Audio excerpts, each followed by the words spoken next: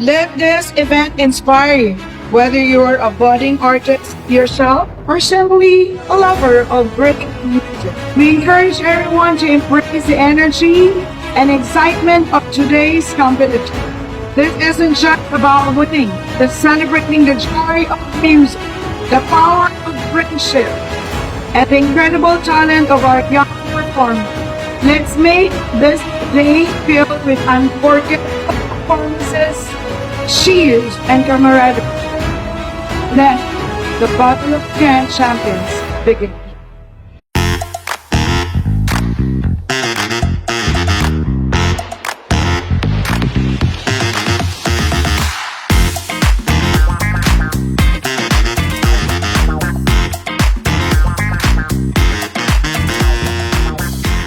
Ako po si Audrey Gabriel C. Celiona from Pathfinder School. I am 12 years old, mag-13 na po.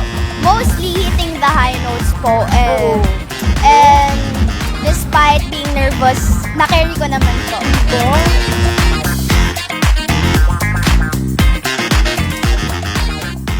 Yung supportive lola niya kasi sobrang push sa akin na sundin yung dream ni Marga na maging singer. So, napansin naman namin na ang laking naging tulong kay Marga. From sa mahiyain ngayon, kahit hindi pa ganun kaganda yung boss niya, naniniwala ako pagdating sa confidence na naibigay ni Voice Academy, 100% naman po. Thank you, coaches of the Voice Academy of the Philippines.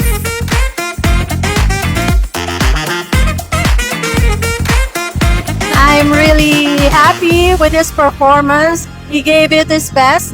I really couldn't have done it without you, Mom, and I couldn't have done it without the Voice Academy's help, especially you, Coach Fix. Hi, good evening, netizens. I'm Lady Eliza, the host of Pilipinas Ngayon Na on Aliw Channel 22 and simulcast on DWIC and social media. I'm Robert Rivera, and I'm also the host and co-producer of Pilipinas Ngayon Na on Aliw Channel 23, simulcast on DWIC 882 AM station, shown nationwide, worldwide, and netwide. Actually, mahirap talaga ha. At saka ang tataas ng grade ko sa kanilang lahat. Tapos, meron pa akong nag-tie talaga. Hindi talaga ako makapag-decide kung paano ko babawasan. Kaya hinayaan ko na lang na tie. Problemahin na lang nung head judge. Yes! I gave scores up to 98. And because they're so good, walang mababa below 90.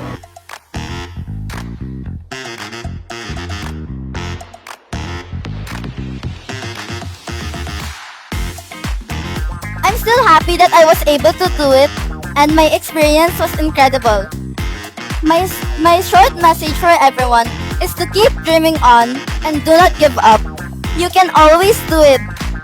My message to everyone whose wish is to actually compete and produce music in the future is be yourself. Never let anyone bring you down just because of your mistakes, your imperfections.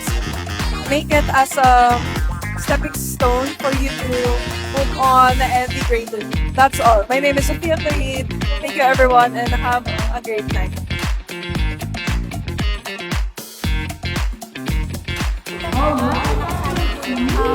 I'm so happy and proud to my son because he gave all his best for this competition. Okay, si Sir naman, how was your experience here at the Voice Academy of the Philippines as a parent? Nakakapagod. Yun talaga yun eh. Nakakapagod. Pero Mag-support. masaya po. Sobrang Sobrang saya. dami ng sir, no, yung mga weeks na inyong mga rehearsals. Opo, napakarami. Pero gusto ko lang magpasalamat, number one, sa Diyos. And of course, to all the other contestants, congratulations. Kahit na sa mga hindi nanalo or hindi na-qualify, napakagaling lahat ng mga nakalaban dito, na nakasali. Number one thing is to have faith in God, Yes. trust God, and always look up to Him because He's gonna do everything for you. He's gonna guide you. He's gonna give you strength. He's gonna give you wisdom, and only if you ask for it as well. So, I really want you guys to find God. Amen. Amen. And with that, JJ, baka may gusto kang pasalamatan, i-shoutout. Igora mo na yan, JJ. Shout out po sa mga classmates ko dyan sa Marikina Catholic School. I just want to shout out my family as well because they all went here and I'm so grateful. I also want to shout out my dad. Yes! Shout out to everybody from Las Vegas. Good afternoon. My name is Shegna Pisa and this is my daughter, Justin Elisa Pisa, a preteens contestant from St. Paul University in Quezon City. So we're thankful for the opportunity for giving a chance for Justin to participate sa competition na ganito. It's her first time to compete and malaki na improve sa kanya in terms of her confidence, especially sa pagkanta in front of a lot of people.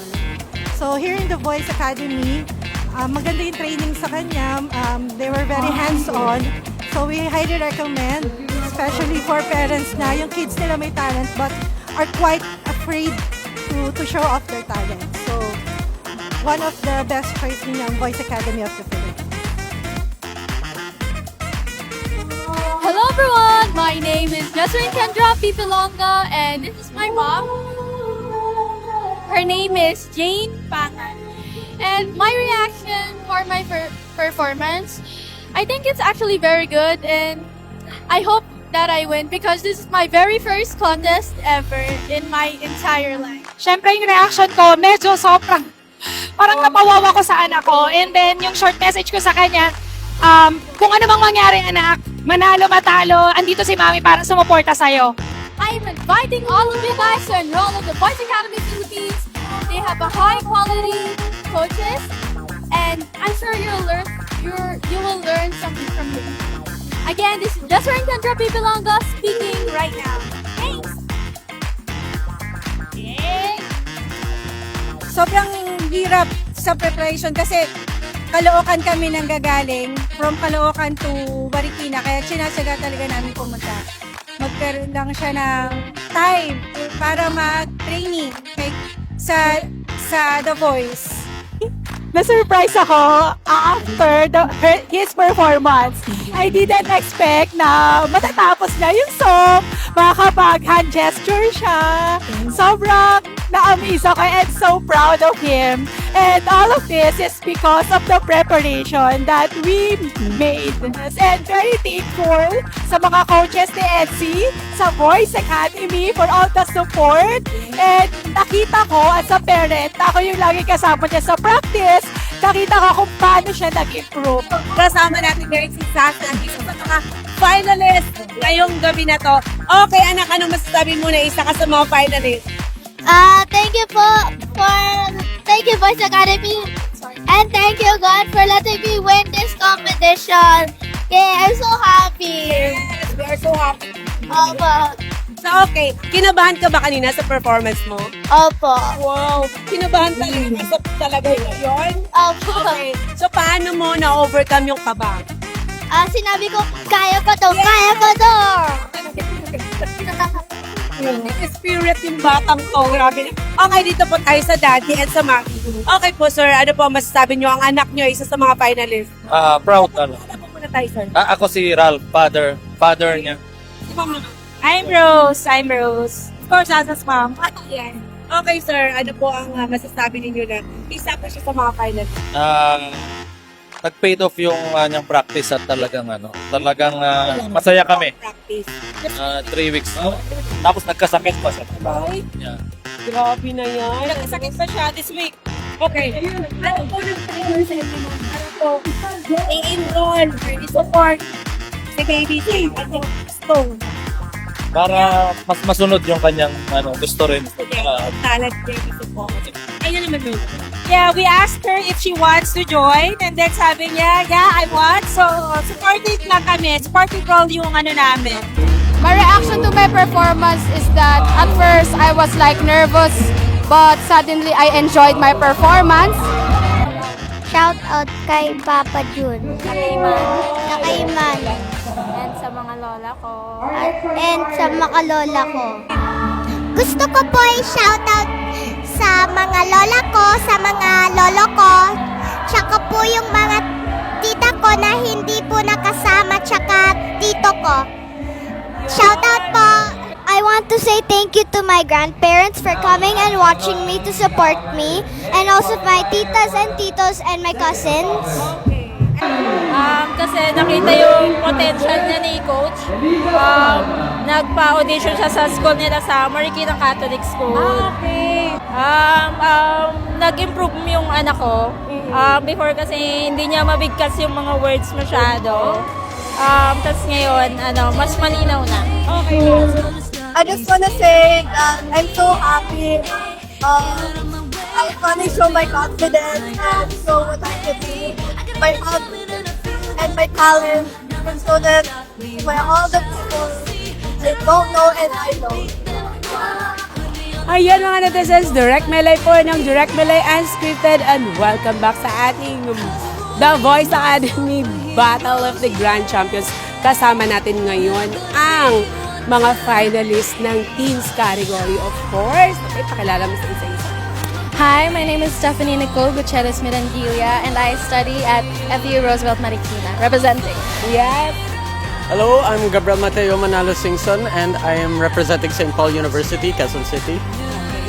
And hello, my name is Matthew, and like her, I am also representing FEU Marikina. So, ayan.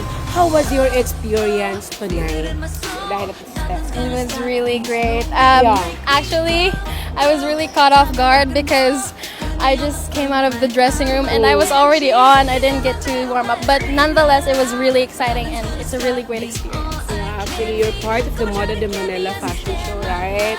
Okay.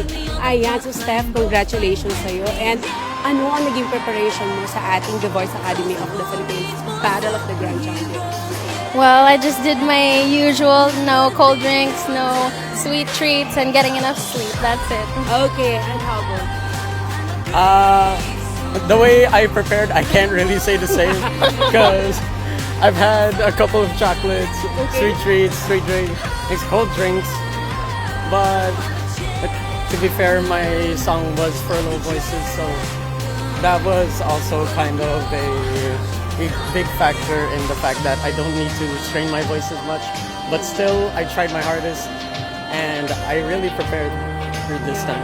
And Yes, of course, we deserve to win tonight. And of course, Well, similar to her, I really tried to avoid the temptation of sweets, cold drinks. Although I have to admit earlier, I did have some Sprite with ice, but somehow it did not affect my performance at all, which was really surprising.